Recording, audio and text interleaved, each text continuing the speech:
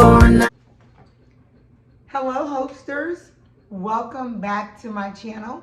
I hope you're doing well. Yes. So I just celebrated my birthday, April 5th, and I am 44 years old. Oh my goodness. I can't believe it. 44 where? 44 who? 44 me. But I'm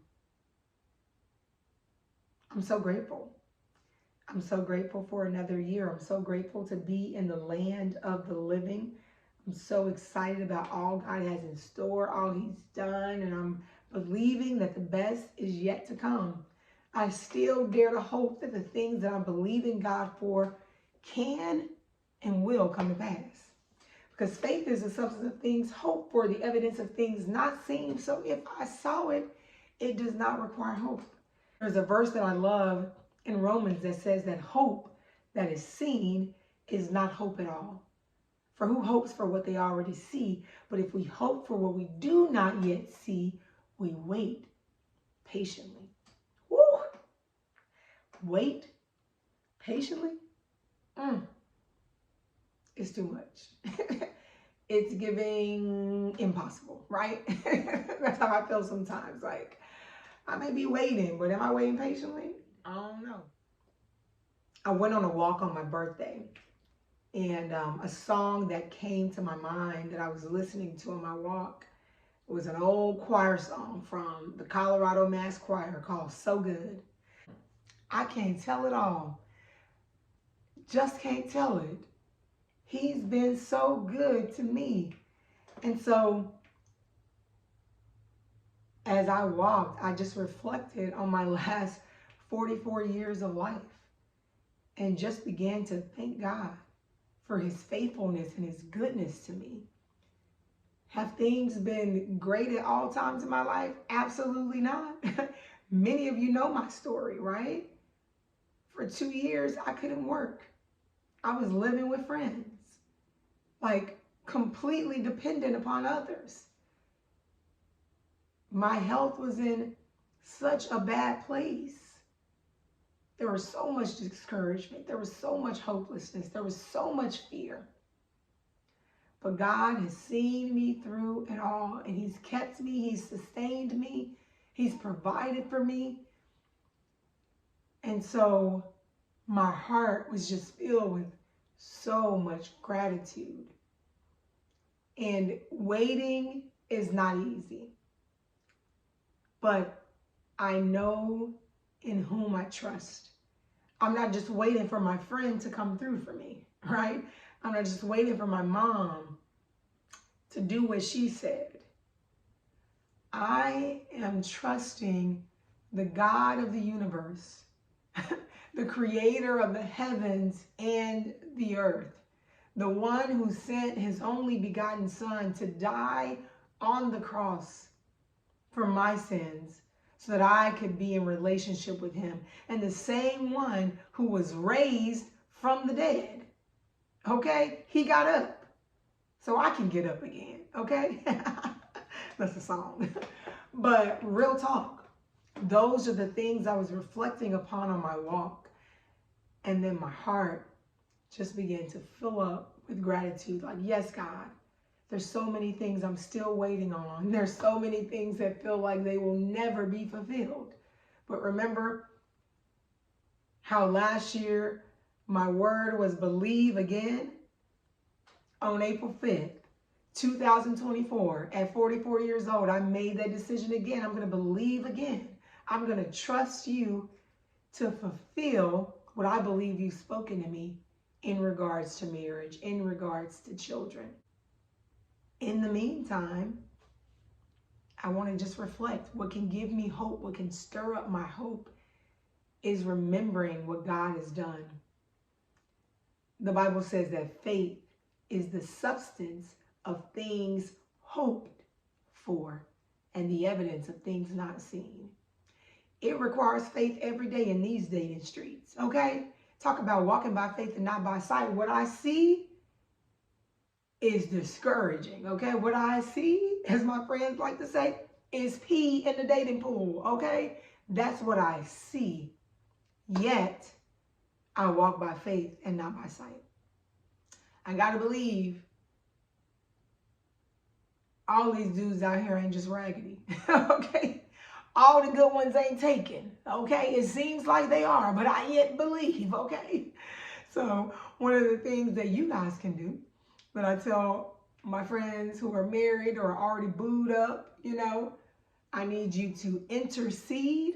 That means pray. And I need you to introduce. Okay? Who do you know? Because I ain't mean the right ones. Okay?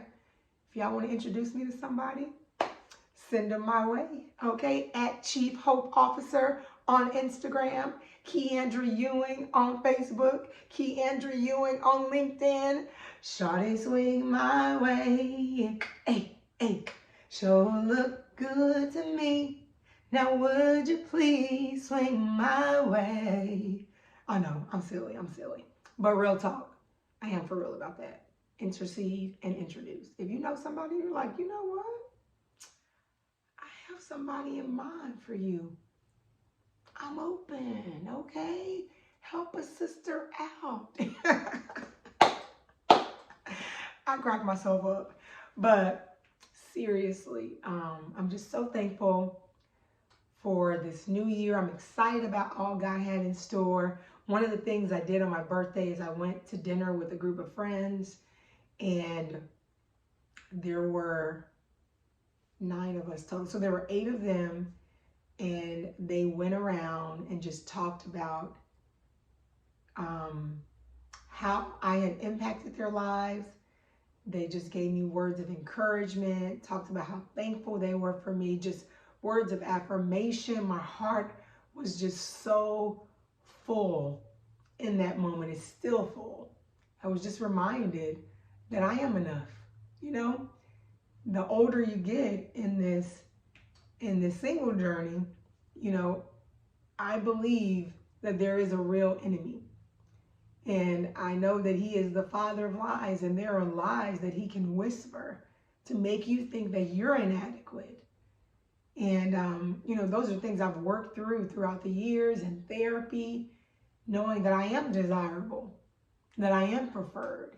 And those are things that I say to myself over and over again, especially as the years pass. Like, this is the truth. And the reality is, I don't know why all of our stories are so different. Some of my friends just celebrated 21 years of marriage. There are 3 of them that got married when I was 23 years old. And I was involved in all of those weddings.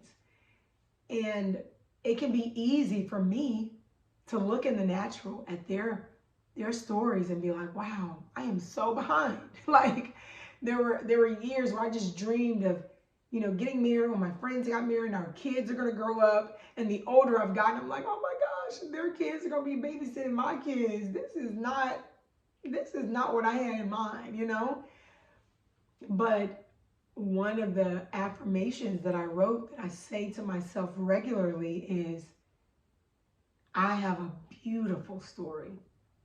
I will embrace all of my story. I will not compare my story to anyone else's story. And I want to encourage you with that very same thing. You have a beautiful story. I pray that you would embrace all of your story and that you would not compare your story to anyone else's story, because you have a unique story that is written by God.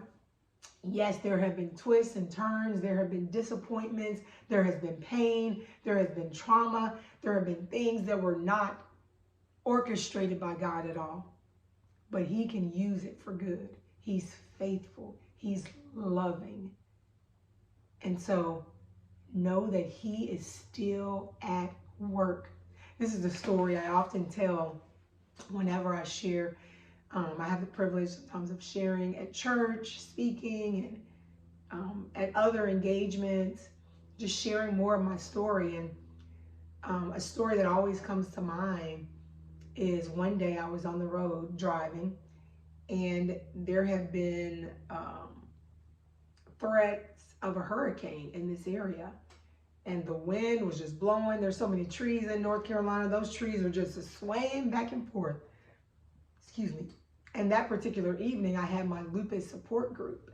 And I really wanted to go. But I look out the window, I'm like, the way those trees swing, I don't know. But I did. I just prayed and I asked God for guidance. Like, should I go or should I just stay home? And I really sensed that it was okay to go. So I went, and, you know, when I was on the road, it was totally fine.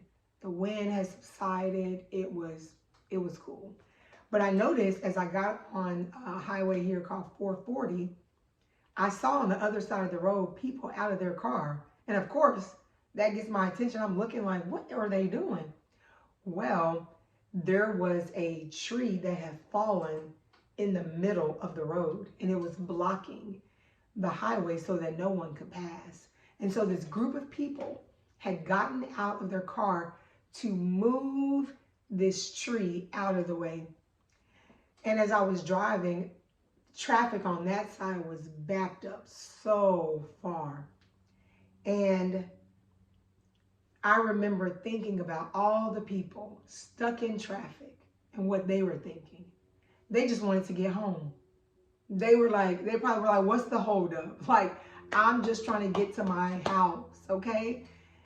And they had no idea that there were people out of their vehicles moving this tree out of the way so that they could get to their destination. And some of you probably already know where I'm going with this. I felt like God just spoke to me in that moment. And he said, Keandra, you have no idea what I'm doing, what obstacles I'm moving out of your way so that you can get to your destination, so that you can get to the place that I've called you to be. I am at work even when you can't see it. And that thing encouraged me so much, because at that moment, I was losing my hair. I was still dealing with so much pain from lupus. I was still not able to work full time.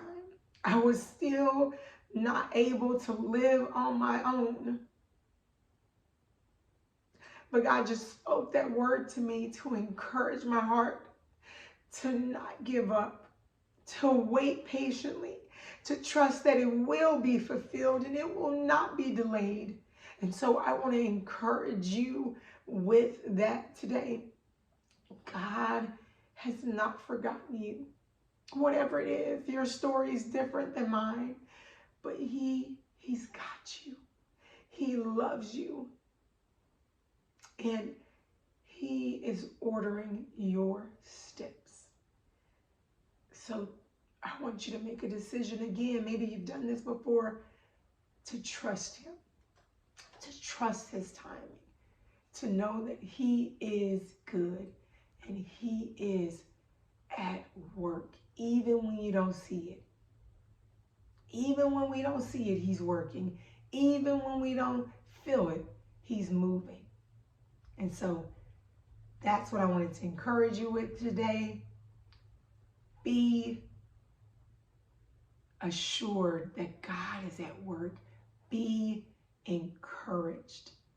He who began a good work in you will bring it to completion. I'll see you in the next video, Hopesters. Bye. Joy comes in the morning. Yes, it does. Yes, it does. Joy comes in the morning. Yes, it does. Yes, it does. Weeping may endure for a night. Joy comes. Joy comes.